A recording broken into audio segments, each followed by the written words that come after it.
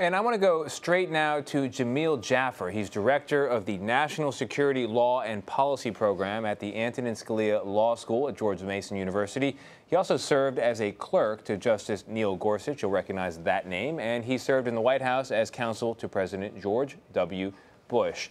Jamil, we learned this week that the special counsel Mueller is going to a grand jury.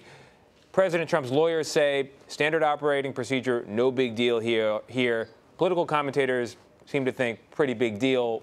Where does the significance fall, legally speaking? Yeah, I mean, thanks for having me, Tony. I think that this is a pretty standard procedure. You know, in any investigation, you go to the grand jury because you want subpoenas, you want to be able to bring witnesses forward to testify to see if there's enough evidence to justify an indictment. So we're a long ways from an indictment. We're in the beginning of an investigative phase of the proceeding, and so I don't think this is a big deal.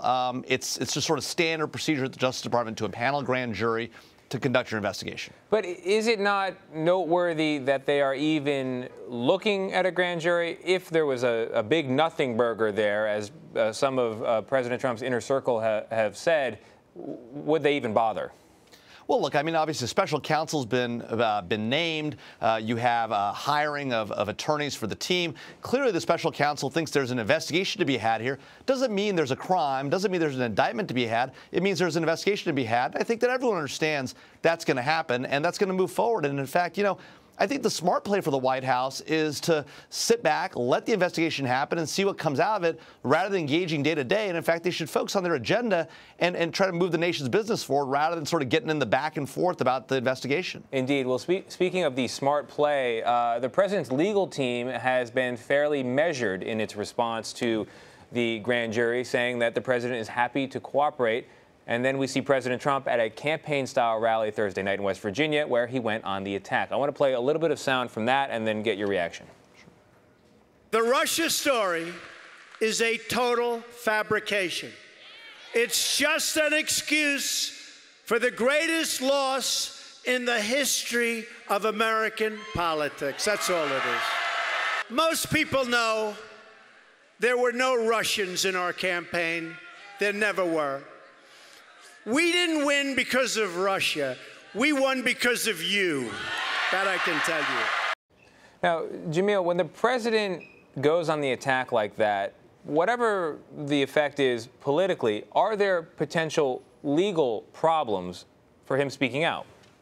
Well, yeah, I mean, look, anytime you talk about an ongoing investigation, particularly when, you know, people in your orbit may be the subjects of the investigation, I'm not saying they are or not, we don't know who's the subject of the investigation, you run risk, you know, and so when you start talking publicly, whether it's in writing or verbally, you run into risks, and that's a danger, and I think that most lawyers would advise their clients, look, just stay quiet, let the investigation happen, let it take place, and move forward. Now, on the flip side, you know, look, the president has a point, right, which is that he sees this as an effort to undermine his legitimacy in his presidency. So you can see why he might be upset and speaking out.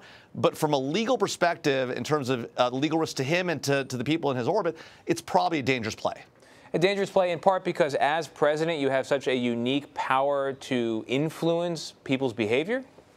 Well, no, just, I mean, I think that there's, you know, legal risk in talking about an ongoing investigation, less because you might be putting pressure on the investigation, although that's a concern too, more because, you know, there are things that are ongoing, and, you know, the last thing you want is a situation where people are saying there's obstruction of justice or that. I mean, those, you know, more often than not in these investigations, it's not the underlying thing that happens, it's what happens during the investigation that people get in trouble for, and that's a real challenge that people have got to be careful of. Yeah, so let's talk about Jeff Sessions and this new crackdown on leakers. The Attorney General says that he's got 3 times as many investigations going as prior administrations. Now, data can be used to prove all kinds of things. That piece of data, does that strike you as significant?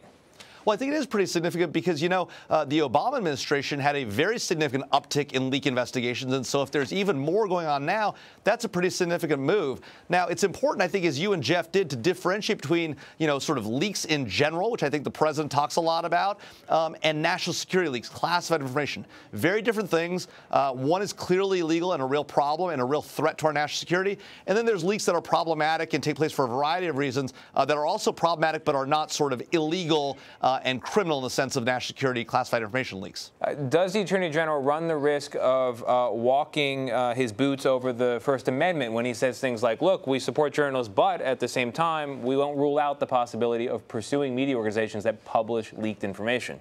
Well, I think what the Attorney General was referring to was the notion of issuing subpoenas to media organizations to understand the sourcing of their information, understand who's leaking classified information. This is not the first time this would have happened. As you may recall, Judith Miller sat in jail for a long time because she refused to reveal the source of her leaks in the Scooter, what ultimately became the Scooter Libby investigation. It turns out, he was prosecuted for something. It turns out he wasn't even the original leaker. So interesting, issue there. All right, Jamil Jaffer, this has been enlightening to say the least. I hope we have you back very soon. Thank you very much. Thanks for having me.